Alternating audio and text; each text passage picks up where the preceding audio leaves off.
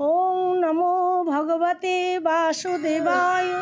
ওং পূর্ণমাদং পূর্ণমৃদং পূর্ণত্ব পূর্ণমদুচ্যতে পূর্ণস্য পূর্ণমাদায় পূর্ণমেবাবশিষ্যতে। পঞ্চম অধ্যায়, সৃষ্টি বর্ণন। নারদ বললেন, হে দেবপূজ্য, আপনি কেবল আমারই নয়, সকলেরই পিতা। সমস্ত দেবতাগণের মধ্যে আপনি শ্রেষ্ঠ এবং সৃষ্টিকর্তা। আপনাকে প্রণাম। আপনি আমাকে আত্মতত্ত্ব সাক্ষাৎকারের জ্ঞান উপদেশ করুন। হে প্রভু, এই পরিদৃশ্যমান জগতের লক্ষণ কি? এই জগতের অধিষ্ঠানকে, এটি নির্মাণকারীকে? কার মধ্যে এটির বিলয় হয়? এটি কার অধীন? বাস্তবিক পক্ষে জগৎ বস্তুটি কি? জগতের সেই তত্ত্ব আমাকে উপদেশ করুন। আপনি ভূত, ভবিষ্যৎ ও বর্তমান, এই ত্রিকালগত বস্তুর নিয়ন্তা। সমস্ত জগৎ আমলকি ফলের মতো আপনার জ্ঞান দৃষ্টিতে অনুভূত। হে প্রীত, আপনি কার কাছে এই দিব্য জ্ঞান পেয়েছেন? আপনার আশ্রয়কে, আপনি কার অধীন এবং আপনার স্বরূপই বা কী? আপনি একাকী নিজ মায়া শক্তির প্রভাবে পঞ্চভূতের দ্বারা প্রাণীগণকে সৃষ্টি করে থাকেন। কি অদ্ভুত ব্যাপার! মাকড়সারা যেমন অনায়াসে অন্য কারো অপেক্ষা না করে নিজের মুখ থেকে লালা নিঃসৃত করে খেলার ছলে জাল সৃষ্টি করে, আপনিও তেমনি নিজের শক্তিকে আশ্রয় করে স্বস্বরূপে থেকে বিনা পরিশ্রমে অনায়াসে এই জগৎ সৃষ্টি করেন।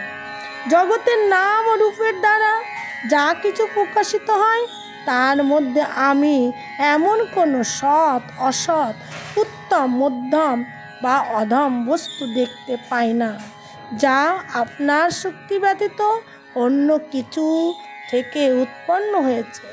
আপনি এইরকম সর্বেশ্বর হয়েও একাগ্র চিত্রে যে কঠোর তপস্যা করেন, তাতে আমি মোহবিষ্ট হয়ে যাই এবং ভাবি যে আপনার থেকেও বড় কেউ হয়তো আছে।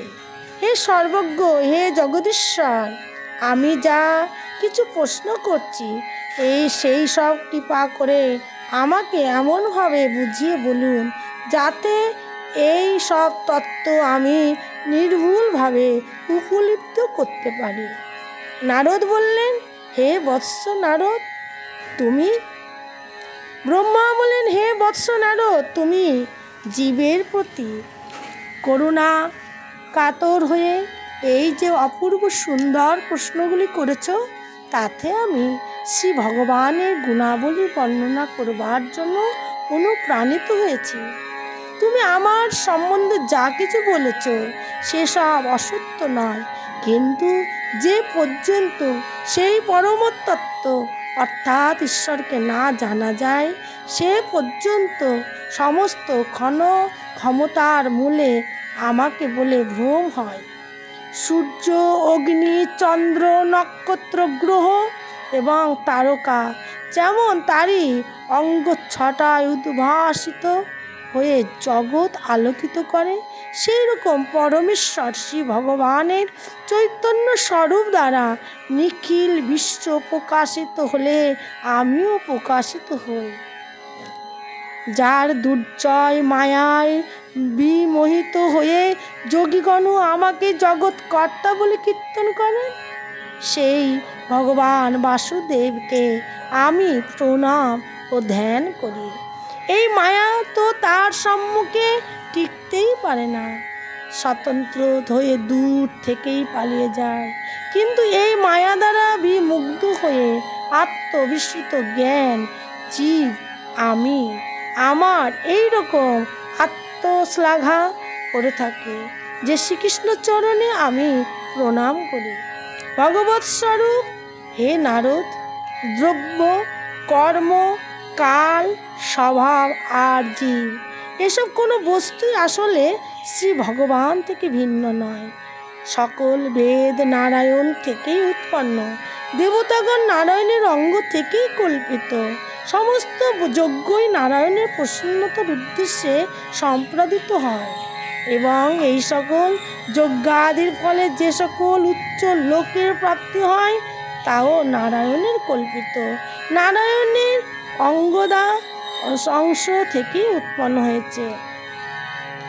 অষ্টাঙ্গ যোগ, সাংখ্য যোগ, সব রকম যোগই নারায়ণ প্রাপ্তির উদ্দেশ্য। সমস্ত তপস্যা নারায়ণের পরিসমাপ্তি। বেদান্ত জনিত জ্ঞান ও নারায়ণের প্রতিপাদক পর। সব কিছু সাধ্য ও সাধ্যের অনন্ত ভগবান শ্রীনারায়ণ।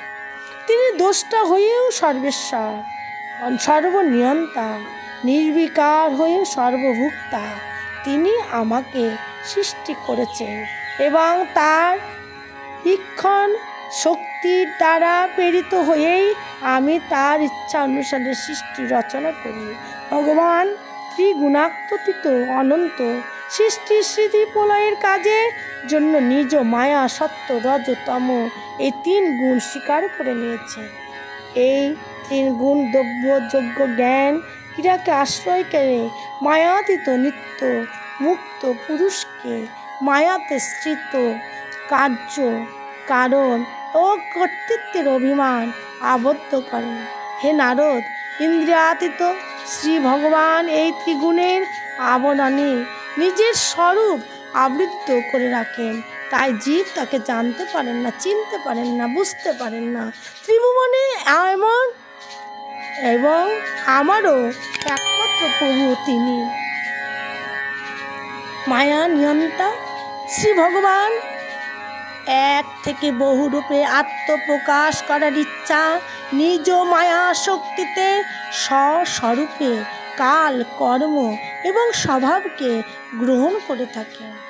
ভগবৎ শক্তিতেই কাল থেকে গুণত্রয়ের ক্ষোভ জন্মায়, স্বভাব থেকে গুণত্রয়ের পরিণাম রূপান্তরিত হয় এবং কর্ম অর্থাৎ অদৃষ্ট থেকে মহত্তত্ত্বের জন্ম হয়ে থাকে।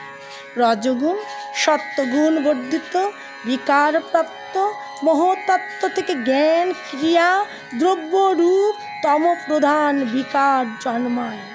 সেই তমপ্রধান বিকার অহংকার নামে অভিহিত হলো এবং বিকার প্রাপ্ত হয়ে তিন ভাগে ভাগ হয়ে গেল, বৈকারিক, তজস ও তামস। হে নারদ, এরাই ক্রমশ জ্ঞান শক্তি ক্রিয়া শক্তি দ্রব্য শক্তিতে পরিণত হয়। ইচ্ছা ঈশ্বর ইচ্ছায় দ্রব্য শক্তিময় তামস অহংকার থেকে আকাশ আবির্ভূত হলো। শব্দ এই আকাশের তন্মাত্র সূক্ষ্ম রূপ এবং অসাধারণ ধর্ম। গুণ হলো শব্দ, এই শব্দ এই দ্রষ্টা দৃশ্যের জ্ঞাপক। অন্তরত্ব শ্রী ভগবৎ ইচ্ছায় বিকার প্রাপ্ত আকাশ থেকে স্পর্শগুণ বিশিষ্ট বায়ু উৎপন্ন হলো। কারণ রূপে বায়ুতে আকাশের সম্বন্ধ থাকে বলে সেই বায়ু শব্দাগুণা বিশিষ্ট হয়ে থাকে।